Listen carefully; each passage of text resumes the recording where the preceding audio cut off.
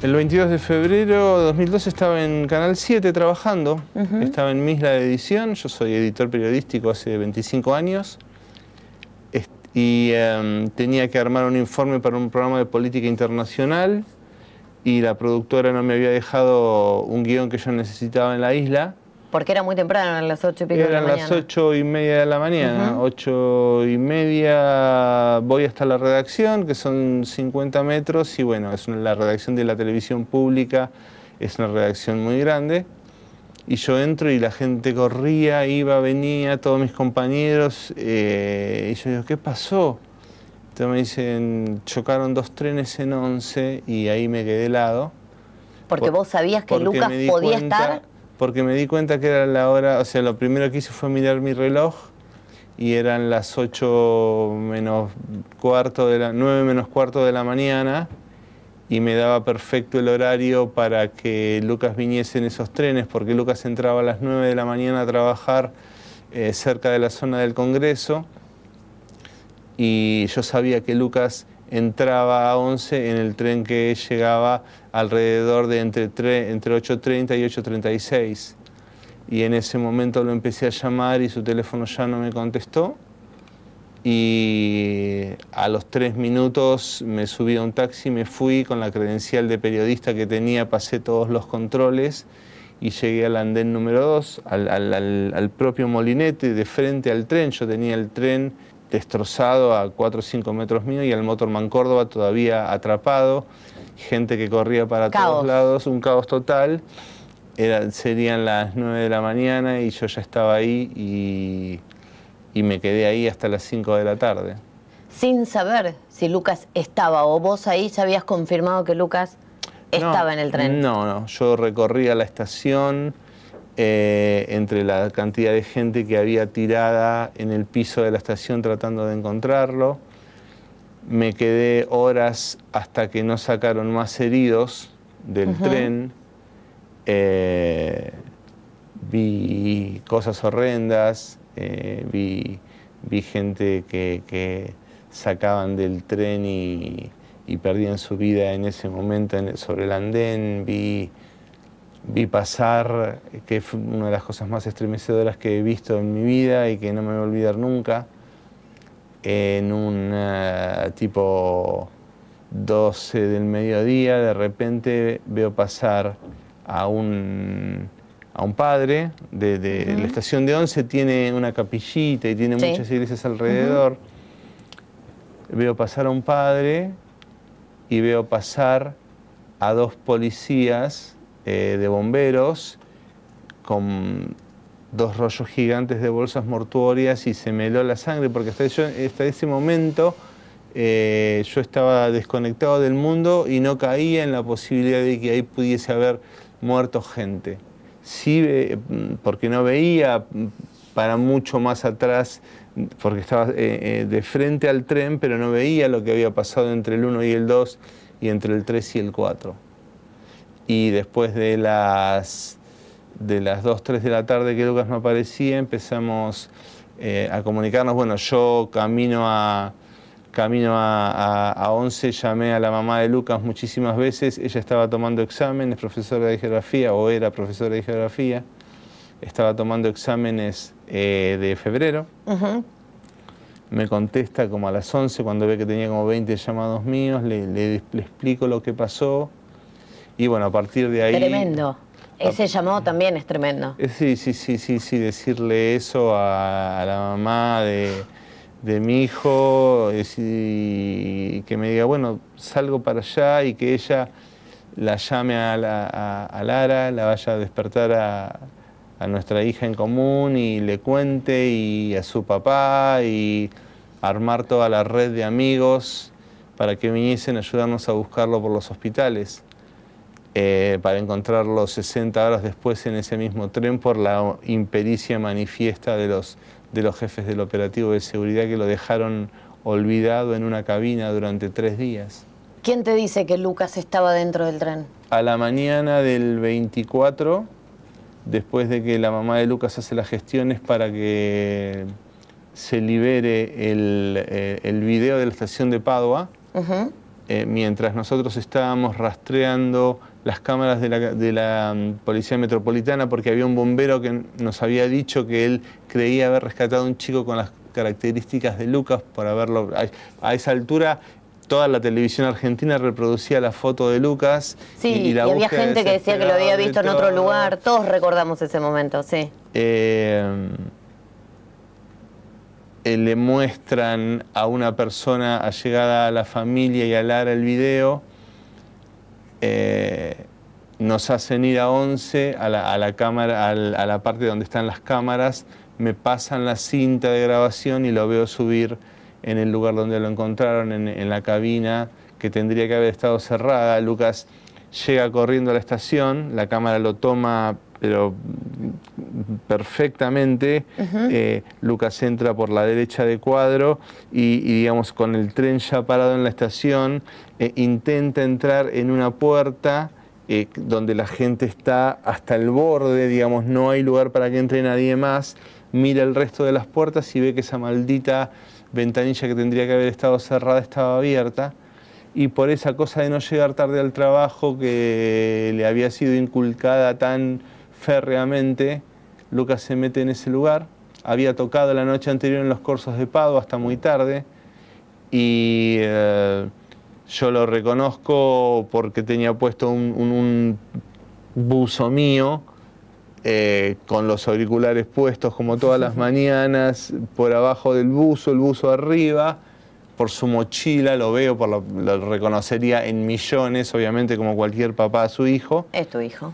Y lo veo subir a ese lugar, entonces le digo y a la media hora todos los canales de televisión estallan con la noticia, y fue tremendo porque a nosotros nos lo confirman a las 10:30 de la noche, cuando todo el país ya sabía que lo habían encontrado. Todos los canales habían mostrado la imagen del cuerpo de policía retirando su cuerpo en una camilla. Mi mamá, que en ese momento tenía 78 años, cuidándola, mi ex cuñado, de que no mirase televisión, para que no se enterase por ahí. Fue una cosa... Es como atajar demasiado, ¿no? No, es demasiado. Por todos lados, y vos decís, ¿cómo hago? Y cuando ya toma estado público, la gente quiere prender fuego a la estación y sale mi hermano Leonardo a pararse a los molinetes a decirle que nosotros no éramos eso.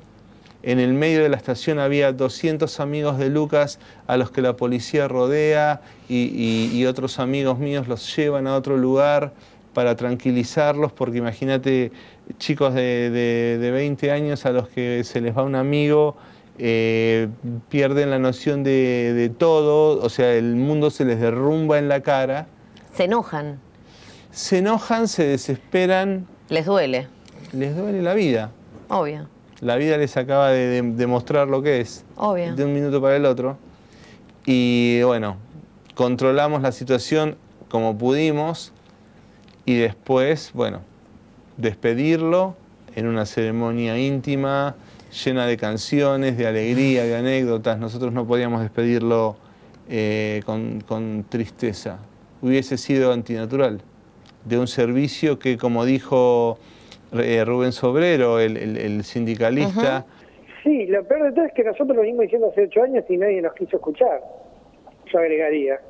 Porque nosotros hace 8 años que venimos denunciando que esto podía pasar, pero no solamente en declaraciones, sino también en denuncias realizadas a la CNRT, a la Secretaría de Transporte, y nunca fuimos escuchados por nadie. Era un cromañón ferroviario el Sarmiento, y todo el mundo lo sabía. Después en el juicio se demostró, porque estaban todas las denuncias de los trabajadores ingresadas en la Comisión Nacional de Regulación del Transporte, en el Ministerio de Planificación, en el Ministerio de Transporte, en la justicia misma, todas las denuncias de todas las cosas que iban pasando y que fueron metodológicamente ignoradas y cajoneadas a favor de los empresarios siriglianos, ¿no? Porque ahí había un arreglo de miles de millones de pesos en subsidios que circulaban desde el Estado argentino al grupo empresario, y que ese dinero se licuaba dentro de las empresas del mismo grupo económico, en vez de ser reinvertido Invertido en seguridad, claro, y en coches nuevos y en todo lo que el usuario merecía. Claro, por eso, tu ojo periodístico, digamos, te hizo ver enseguida que esto no había sido un accidente. ¿No es lo mismo perder un familiar en un accidente que...? De una tragedia previsible y una masacre como la de 11. Sí, que lo hayan matado, básicamente. Sí, sí, para todos nos fue muy claro, porque todos los familiares, digamos, de las víctimas y los heridos, todos habíamos sido o éramos usuarios del Sarmiento. Claro, obvio. O sea, una de las integrantes del grupo, Norma Barrientos, iba con su hija al médico ese día y en Caballito se desocupa un asiento y Karina le dice a la mamá, mamá, sentate, y Karina estaba muy enferma y iba a cumplir 15 años y ella quería llegar a su cumpleaños de 15 en el mejor estado posible. Y Norma le dice a Cari, no, sentate vos. Cari murió y Norma sobrevivió y es uno de los ejemplos más grandes de lucha que tenemos. Ella vio morir a su hija a nada, a 40 centímetros de ella, en el lugar en el que ella pudo estar. O sea, eso es el ejemplo más claro de que los familiares todos habíamos sido o éramos usuarios del Sarmiento. Entonces para nosotros era natural que una masacre así hubiese ocurrido porque, como se había denunciado tantas veces, había solo que ponerle fecha si es que las autoridades no se hubiesen escuchado, eso no hubiese pasado, definitivamente. Uno piensa el dolor de perder y además cuando se dan cuenta que no fue un accidente, ¿a quién le tengo que ir a pedir justicia? Y era meterse con el propio Estado. O sea, hablamos de Debido, hablamos de uno de los ministros más importantes de la época kirchnerista. Fue una reacción instintiva la de los familiares. O sea, nos unimos, a los pocos días ya tuvimos la primera reunión. No nos conocíamos, obviamente no nos conocíamos. Claro. No, nos llamábamos por el nombre del familiar fallecido, ¿se entiende? O sea, yo era el papá de Lucas, no era Paolo. Como en el cole. Como en el cole de los chicos, viste que vos no sos papá de alguien. Bueno, es así, es exactamente claro. Así, hasta que nos aprendimos los nombres porque éramos mucha gente sin saber qué hacer. Claro. Frente a un gobierno que había ganado por mayoría directa las elecciones 4 meses antes, con un poder casi intocable, y nosotros tratando de entender primero qué era lo que nos había pasado. No solo nos arrasó a nosotros, arrasó a un tipo de política, a un tipo de Exacto. política partidaria, a un tipo de política de servicios, a un tipo de política de cuidado del ciudadano, y a un tipo de política de enfrentar las masacres. Porque ¿qué hacemos nosotros? Nosotros decimos, yo no sé cómo votaste vos, ni me interesa. Y yo no sé de dónde venís vos, ni me interesa. ¿Vos qué podés aportar? Y yo, mira, hace 25 años que trabajo en los medios, conozco a medio mundo. Buenísimo. Claro. ¿Vos qué hacés? Yo soy contador, puedo juntar, que pongamos 100 pesos cada uno y administrar los gastos que tengamos. Buenísimo. ¿Vos qué hacés? Y yo tengo un taller de impresión, puedo hacer banderas. Adelante con eso. ¿Vos qué sabés hacer?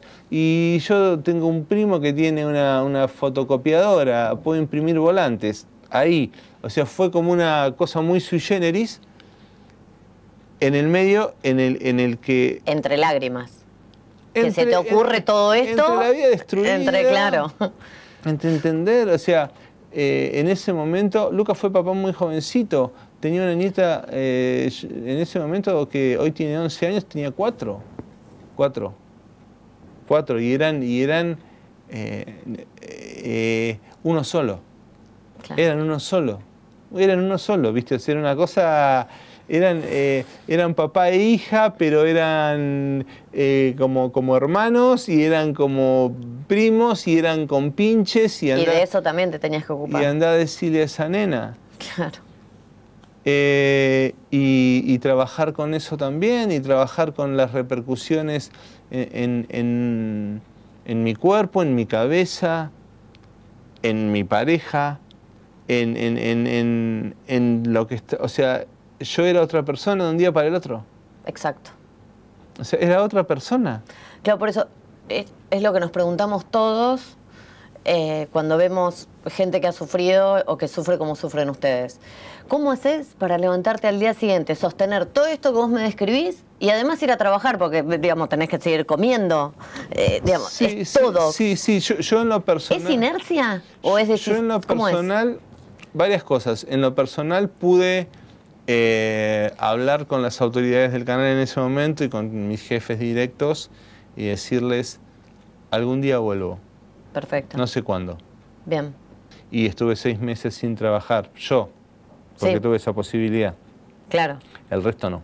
Rearmar una vida, yo hacía muchos años que hacía terapia, 8 años para ese momento, así que mi terapeuta junto a Carolina, mi esposa, armaron, digamos, un nuevo viraje de contención psicológica y emocional para lo que estaba pasando. Toda una red de amigos enorme, mi familia obviamente. Pero en eso yo mismo, digamos, o sea, en el medio de ser una persona absolutamente ignota, Aparte. a ser una persona que no podía ir a comprar medio kilo de milanesas sin que alguien me dijese, por favor, no aflojes porque en lo que hagan ustedes está todo el futuro nuestro. Entonces era realmente muy... Pero esos son como abracitos al alma, ¿no? Enormes, de no querer bajar y decir, enormes. por ese que no conozco, sigo. Enormes. Claro. Y sigue pasando. La gran diferencia es que cuando vos tenés muchísima exposición pública, como me pasó a mí, como le pasó a la mamá de Lucas y a algunos otros familiares que fuimos los encargados de hacer la comunicación pública de todas nuestras actividades, de repente, digamos, como todo pasa en la vida, las cosas se van aflojando. Obvio. La gente, yo siempre digo que la gente tiene una cuota para la miseria ajena. A todos nos pasa, digamos, Sí. ¿no? Nosotros no podemos absorber todo lo que le pasa al otro. Sí, no podríamos. Porque si no te enfermas vos mismo. Lógico. O sea, hay un tope. Tal cual. Hay un tope de tragedia diaria que nuestra psiquis está preparada para absorber. Tal cual. Como todo, las cosas se van aflojando con los años y pasa una cosa que para mí es maravillosa, que es, si vos me ves acá, digamos, voy caminando por Buenos Aires, digamos, con David Bowie en la remera, soy una persona. Si voy con la remera que tiene este logo que dice justicia acá, que tengo un montón de remeras de todo tipo con ese logo, yo soy otra cosa. Claro. O sea, entonces, ¿entendés la importancia? Total. O sea, yo soy esto. Tal cual. ¿Me entendés? Y eso es buenísimo, porque es, digamos, la despersonalización de la lucha, que es lo que nosotros siempre quisimos hacer. O sea, yo soy en tanto, públicamente, soy en tanto, tengo esto que me identifica.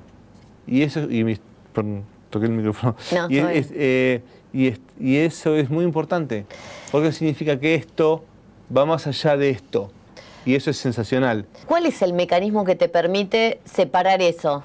Porque uno que no le pasó dice, yo creo que me monto en una ira impresionante, salgo a buscar al responsable, ¿viste? Típica que cuando te dicen, si a vos te pasara tal cosa, que yo salgo y lo mato, por ejemplo. Sí. ¿Por qué no? ¿Por qué no te pasa? O sea, No, nosotros lo hicimos eso. Nosotros dijimos, pará, digamos, a ver.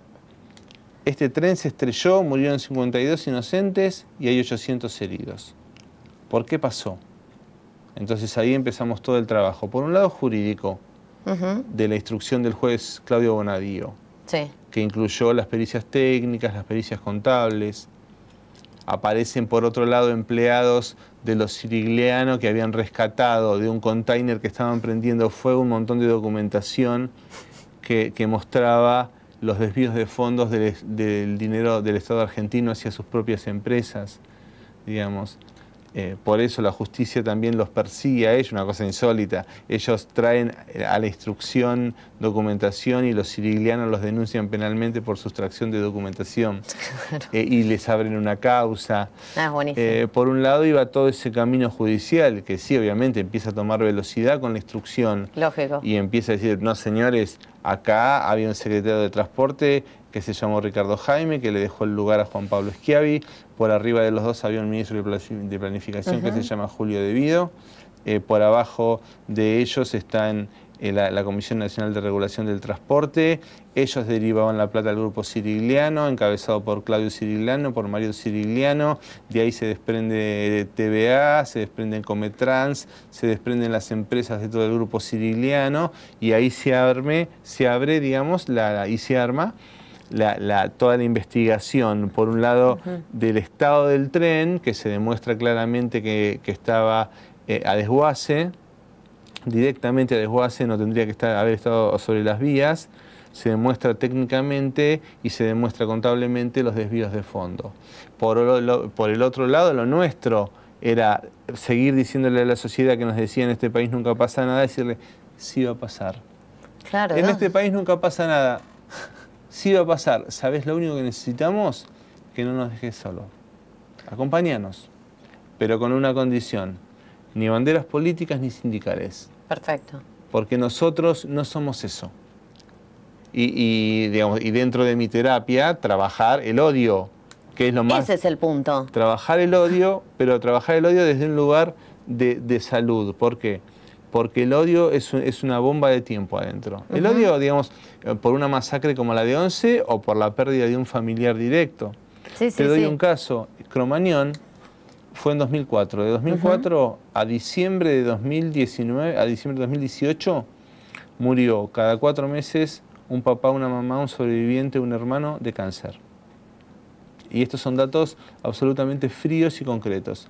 Eso significa que cuando vos no... Digamos, eso también es impunidad, porque la corrupción mata, pero la impunidad mata, el tiempo mata, la injusticia mata.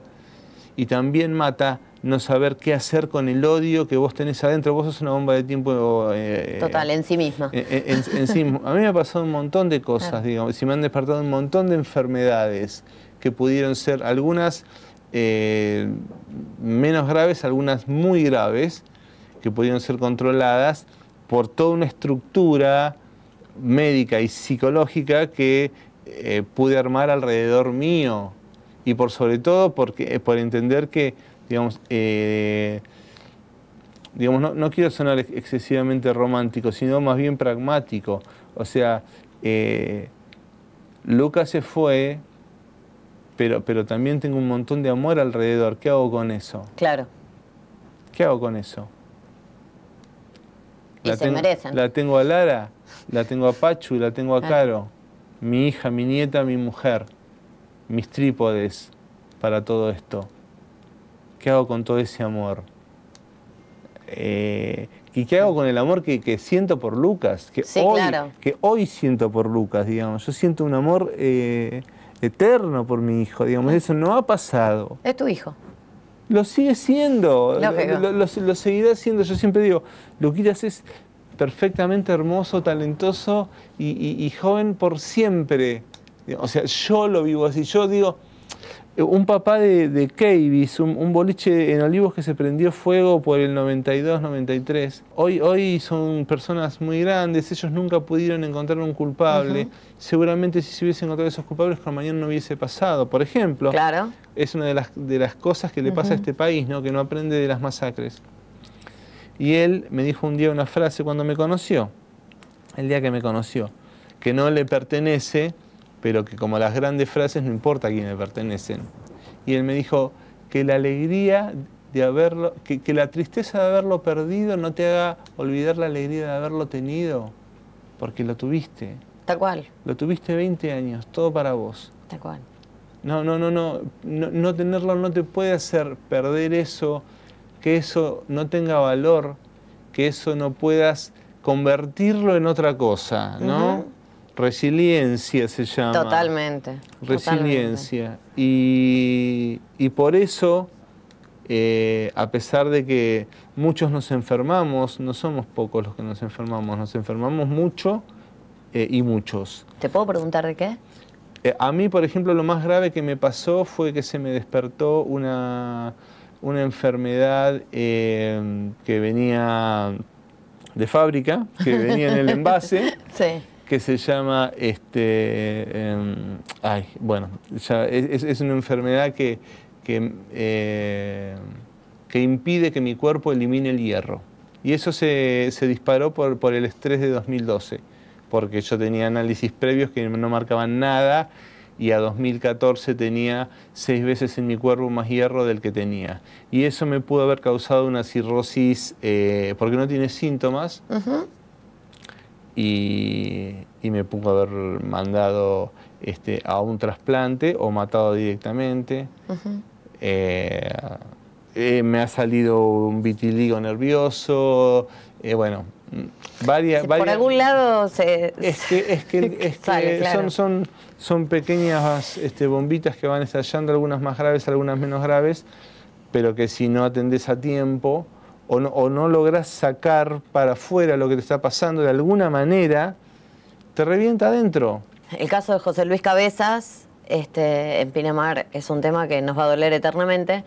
Y el año pasado, hablando con Gladys, con su hermana, conversábamos esto de cuando uno atraviesa por una situación que es así tan terrible y tan injusta y que tiene que ver con lo penal, uno no cuenta con el dinero suficiente muchas veces para pagar el abogado penalista, digamos.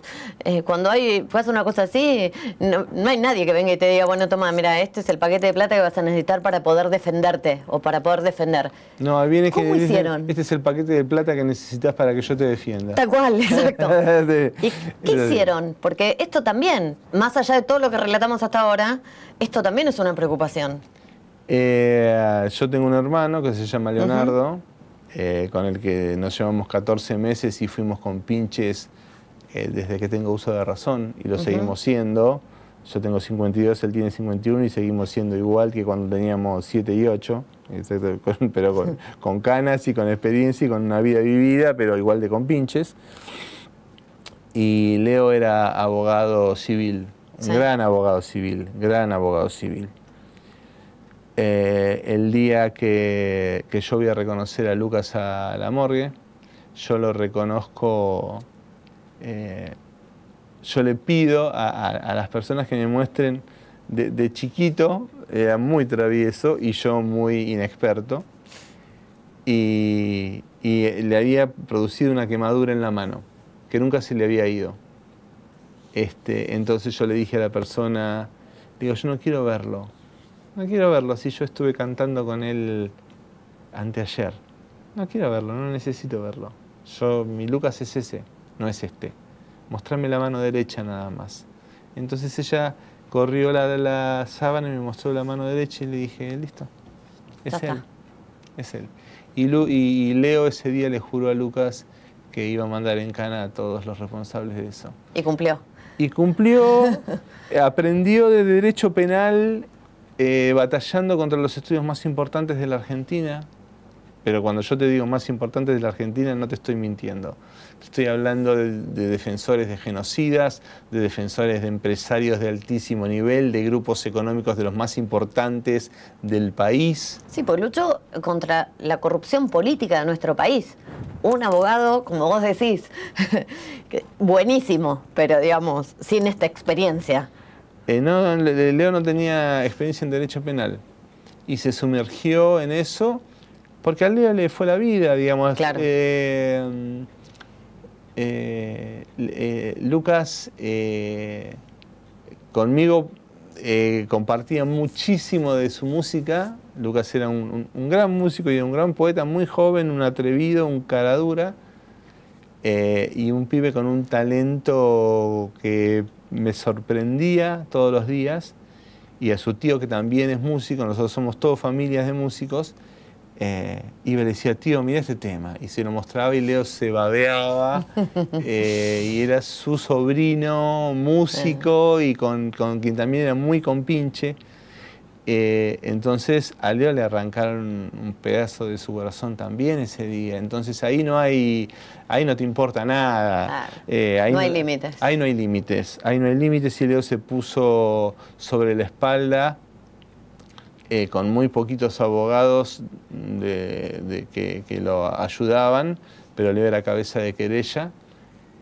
Una de las querellas, porque el resto de las querellas se fueron dando vuelta en el medio del juicio y claro, culpando solo al motorman y olvidándose de los funcionarios por esas casualidades de la vida, y nosotros sosteniéndolo a él con un peso enorme y con una responsabilidad tremenda, y Leo logra las condenas de 2015 y Leo logra a fin de 2018 la condena de Julio Devido, ¿no? O sea, un hecho histórico, la primera vez que funcionarios de ese rango son culpados. Condenando a Julio Miguel Devido, de las demás condiciones personales sobrantes en autos, a la pena de 5 años y 8 meses de prisión, inhabilitación especial perpetua, accesorias legales y las costas del proceso.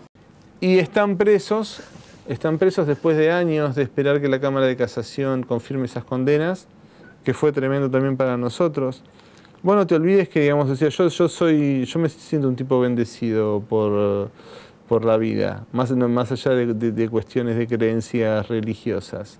Yo tengo una mujer que me cuida, una hija que me cuida, tengo muchos amigos, tengo una nieta, tengo 2 ahora, porque Lara fue mamá hace poquito, tengo un trabajo, tengo una formación que he podido tener, que mis viejos me han podido dar, pero hay un montón de heridos y de familiares de fallecidos que han perdido su sostén de familia. Hay personas que no han podido volver a trabajar de lo que trabajaban, con sus manos, con sus piernas. Sí, claro. Oficios tan nobles, ¿no? Lógico. Como la construcción, como tantos otros que necesitan de un cuerpo entero, de un cuerpo fuerte, de una psiqui fuerte. Han perdido todo eso y han quedado en la nada. ¿Y eso cómo se resuelve? No se resuelve con Devido preso. No, con dignidad. Vos sabés que con dignidad. Con dignidad. Nosotros hemos recibido del gobierno de Cristina Fernández de Kirchner algunas cositas muy puntuales, muy sesgadas, muy chiquitas, y en algunos casos hasta han recibido cartas documento cuando ha habido algún subsidio para que rindiesen el subsidio que se les había dado y que era gente que lo había usado para enterrar a su hija, por ejemplo. Algunos pequeños trabajos en ANSES, pero cosas muy chiquitas. Si hablas de 52 fallecidos, ponele que son 4 personas por familia, estamos hablando de más de 100 personas, más los 800 heridos, más los grupos familiares de heridos que no han podido volver a trabajar. Como te decía, son miles de personas dañadas. Y nadie se sentó en ningún escritorio a negociar del grupo nuestro. Ha habido sí familiares que llegaron a acuerdos extrajudiciales y que son absolutamente dignos también. Ninguno que haya formado parte de nuestro grupo, porque imagínate que había muchos fallecidos que eran hermanos de países limítrofes, entonces sus familias vinieron, arreglaron con su aseguradora extrajudicialmente. Hablamos de plata. Hablamos de plata. Cerraron un número. Cerraron un número, llevaron el cuerpo de su familiar al país de origen y dieron por terminada la historia. Eso también es entendible. Si y cada uno hace lo que puede, digamos. Acá no hay reglas. Nadie puede juzgar a nadie. Pero claro. No, para nada. Acá no hay reglas. Acá cada uno hace lo que puede y ha hecho lo que ha podido. La verdad es que nosotros no hemos recibido ninguna ayuda integral, ni ningún seguimiento psicológico, ni ninguna respuesta civil. Estamos como fue ese día. ¿Alguna vez recibiste un llamado de alguien para decir paren con esto? ¿O... No paren con esto, no paren con esto. Yo recibí en 2012 un llamado de Oscar Parrilli una mañana y me dice: la presidenta quiere verte, a vos y a tu ex esposa. Yo le dije: no vamos a ir a ningún lado, porque su ministra Nilda Garré responsabilizó a mi hijo de su propia muerte, no tengo nada que hablar con nadie. Lógico. ¿Y no fuiste? Yo no fui. La mamá de Lucas no fue y otros familiares sí fueron y salieron peor de lo que entraron, más abandonados, más tristes, más desolados.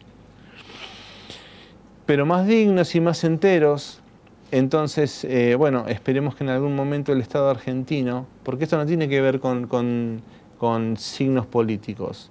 Nosotros, de hecho, no hacemos actividad política, nosotros decimos lo que se nos antoja decir porque no estamos casados con nadie. Y el Estado nos debe una respuesta. Nos debe una respuesta.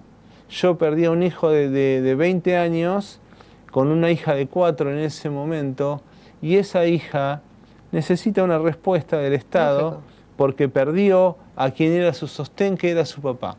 Totalmente. Y hay otros hijos que han perdido a su papá, y hay mujeres que han perdido a sus maridos, y hay maridos que han perdido a sus mujeres, y hay hermanos que han perdido a sus hermanas, y hay hermanas que han perdido a sus hermanos, y todos nos merecemos una respuesta, no solo judicial, sino civil, porque es un derecho, además, absolutamente constitucional. ¿Y eso cómo va? Esa instancia. Eso, bueno... Porque tu nieta necesita plata para seguir comiendo todos los días, como le generaba a tu hijo. O sea, vamos a la práctica, digamos, es así. Es así. Entonces, es así. ¿Y quién, es así. Digamos? Y es el Estado argentino. El Estado argentino que debe asumir las deudas que tiene con sus ciudadanos como tal. Muchas veces quienes nos mandan creen eso, cuando en realidad es al revés.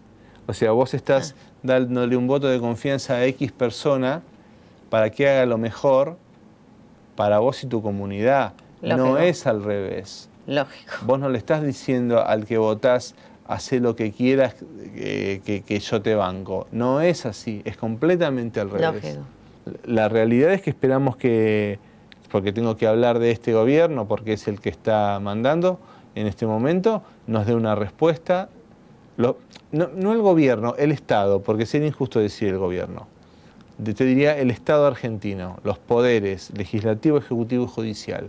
Sería injusto cargar sobre uno de ellos. ¿Y hasta cuándo van a tener que esperar esto?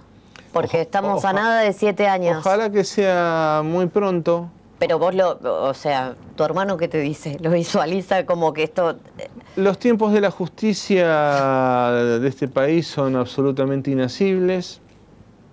Puede haber resoluciones, cuando los poderes quieren dar respuestas pueden. Claro. Lo sabemos, en un montón de situaciones. Son cuestiones de decisión política muchas veces y resolución judicial otras. Esperemos que sea pronto. Porque sinceramente, si algo no se podrá decir de este grupo es que ha perdido la dignidad. Nunca, nunca, nunca, nunca, nunca, nunca, nunca, nunca, nunca. ¿Qué va a pasar con este grupo? Digamos, la parte, ya están presos los que tienen que estar presos, falta lo de casación y demás, pero digamos, estamos ahí. ¿Qué va a pasar con este grupo después? Después de que se termine la instancia penal, se termina la instancia civil y después... Es que ya somos familia, O sea... ¿Pero colaboran con otra gente, con otras personas que la pasan mal? El caso de Lara San Juan nos puso otra vez en un lugar del que, como en la película esa de hace muchos años que se llama Cadena de Favores, vos recibís algo para después derivarlo. Cuando pasó lo de Lara San Juan no podíamos hacer nada nosotros. Sí, claro. Más que ir y dar un abrazo y decir, acá estamos, te cuento lo que me pasó a mí, vos podés hacerlo de otra manera, pero te cuento lo que te va a pasar. A mí me pasó una cosa muy, muy hermosa, que no tiene que ver con una tragedia social, sino con una tragedia personal. Por medio del programa de Andy Kuznetsov, yo conocí a Marcos Milinkovic, el voleibolista, una estrella mundial del vóley, o sea, está dentro de los mejores jugadores del vóley de la historia del mundo. Marcos perdió a su hijo, que casualmente se llamaba Luka, en Croacia hace unos años, de una manera también intempestiva.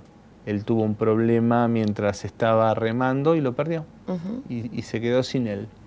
Y yo lo escuché a Marcos con Andy, llamé a la producción de Andy, a quien conozco por todo esto, y le dije, pasame el teléfono de Marcos, o te mando este mensaje y decirle a Marcos si quiere hablar conmigo.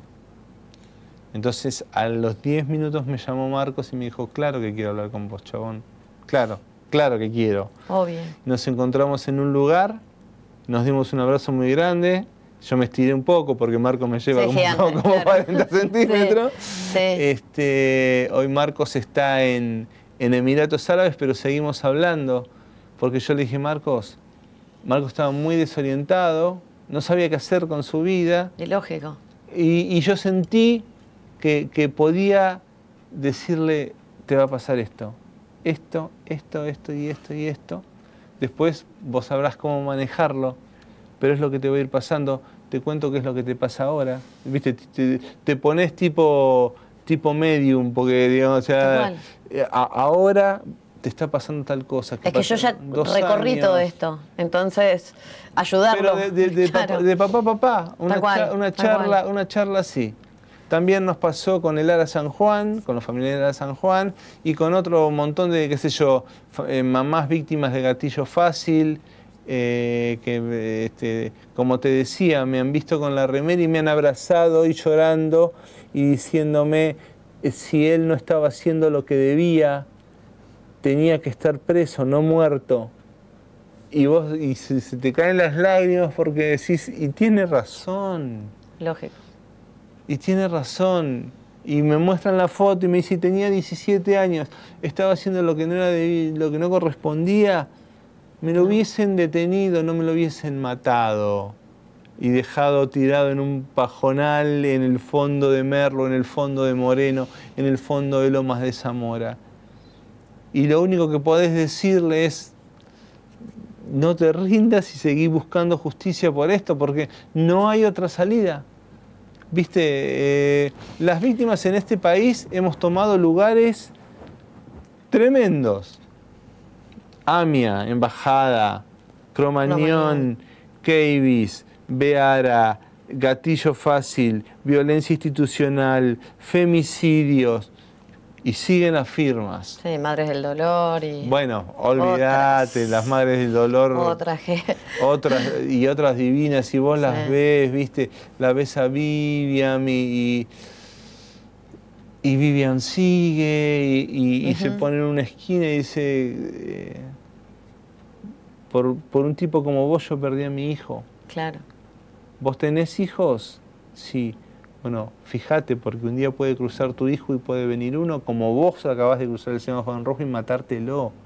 Vivian hace esas cosas. Claro, es buenísimo, claro. ¿Entendés? O encontrarte personas con un corazón, viste, más grande que todo Pinamar, como Juan Carr, como Juan José Campanella, como Ernesto Tenenbaum, Fernando Bravo, Rubén Estela, Celeste Carballo, Leo García, tipos que se han acercado para darnos una vez y decir, mira, yo lo único que, como me decía Leo, yo canto canciones, pero no tienen que ver no soy Víctor Heredia.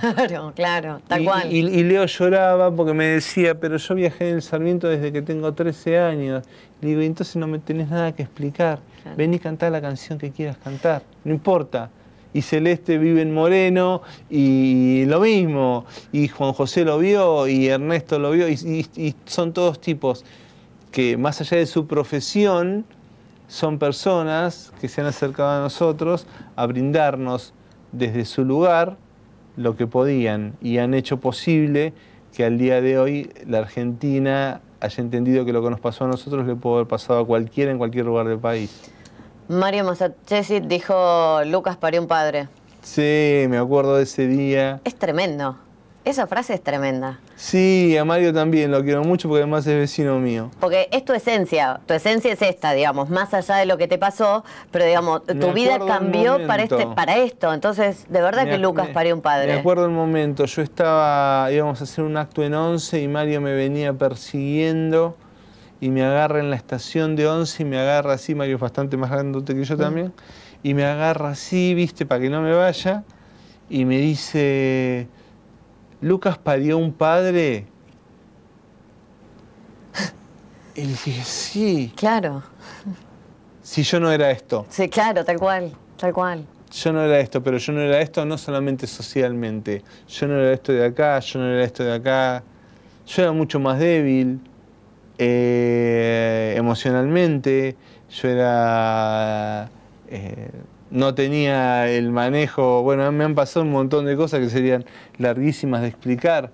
La posibilidad de hablar públicamente ante decenas de miles de personas sin que me tiemble la voz, sabiendo que tengo atrás un colectivo que me sostiene así, ¿viste? Para que no me caiga, que son todos los familiares de Once y toda la sociedad que nos ha acompañado. Y claro que sí, claro, parió otra clase de padre, el que yo creo que, digamos, el que tuvo mientras estuvo físicamente, había cosas que él adoraba y hay cosas como cualquier hijo de su padre con el que se peleaba tremendamente. Y después, sí, me hizo esto que soy hoy. Está bueno esto de pensar no tenemos límites, ¿no? Uno piensa, esto no lo voy a poder hacer, pero sí se puede. Aprender de los hijos creo que es lo más maravilloso. Mira, la verdad que yo no sé si mi viejo aprendió algo de mí. Yo perdí a mi viejo en el 95, era bastante joven, yo tenía 28 años y me hubiese gustado tenerlo mucho tiempo más. Y yo aprendí mucho de Lucas en su momento, aprendí mucho de Lucas después, porque después me empezaron a aparecer las historias que yo no conocía. Sí, claro. La que me contaban los amigos, claro. La del chimo de la calle, la del chimo artista, ¿viste? 18 años, ¿viste?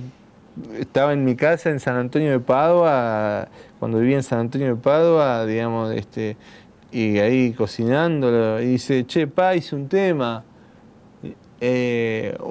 Lucas componía a cualquier hora todo el tiempo, entonces, ¿te lo toco? Obvio.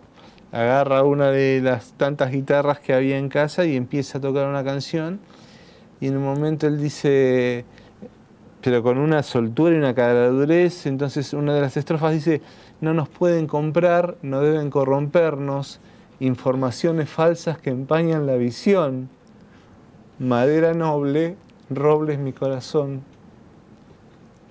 Entonces yo justo estaba ahí picando cebolla, lo cual me vino bárbaro. Muy bueno. Me vino genial.